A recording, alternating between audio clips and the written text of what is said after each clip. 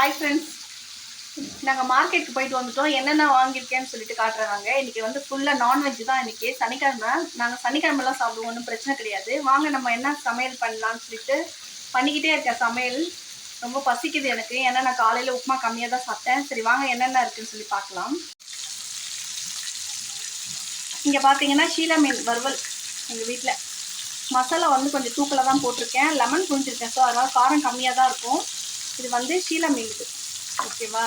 விலை வந்து கம்மி தான். கிலோ வந்து 475 நம்ம அரை கிலோ தான் வாங்கியிருக்கேன், போதும் சொல்லிட்டு.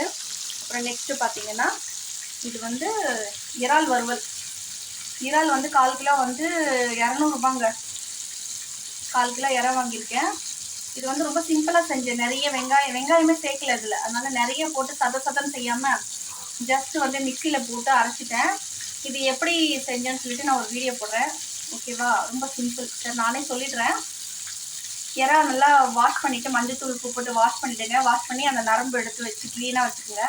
ஒரே ஒரு தக்காளி, இஞ்சி பூண்டு, மிளகு, சீரகம், சோம்பு போட்டு நல்லா அரைச்சிக்கோங்க. அதில் ஒரு தக்காளியும் போட்டு அரைச்சிருங்க. அவ்வளோதான். கடாயில் கருவேப்பிலை போட்டு இந்த அரைச்சி வச்ச விழுதை போட்டு நல்லா வதக்கி அதுலேயே வந்து இறாவையும் போட்டுட்டு தேவைக்கு மிளகாத்தூள் போட்டுக்கோங்க, ஏன்னா மிளகு இருக்குது. அதுக்கப்புறம் வந்து தேங்காய் பால் சேர்க்கணும். இதோட ஸ்பெஷாலிட்டியே தேங்காய் பால் தாங்க, சரிங்களா?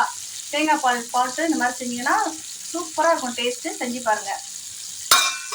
நெக்ஸ்ட்டு பார்த்தீங்கன்னாக்கா மீன் குழம்புங்க நம்ம வீட்டில். அதே ஷீலா மீன் குழம்பு. தலை வால் எல்லாம் போட்டு குழம்பு வச்சுருக்கேன். 2-3 சாலை மீன் கொடுத்தாங்க, ஃப்ரீயாகவே கொடுத்தாங்க. 2-3 கொடுத்துட்டாங்க. ஸோ அது வந்து தெரிஞ்ச மீன் கடைன்றதால ரெகுலராக வாங்கி கொடுப்பாங்க. ஸோ அது போட்டு மீன் குழம்பு வச்சுட்டேன். ரசம் வைக்கல, யாரும் எங்கள் வீட்டில் ரசம் ஊற்றிக்க மாட்டாங்க. ஸோ இன்றைக்கி எங்கள் வீட்டில் இதுதாங்க சமையல். உங்கள் வீட்டில் என்ன சமையல் சொல்லிட்டு கமெண்ட் பண்ணுங்கள். இது நான்ஸ்டிக் தவா, அதனால் ஒட்டாது.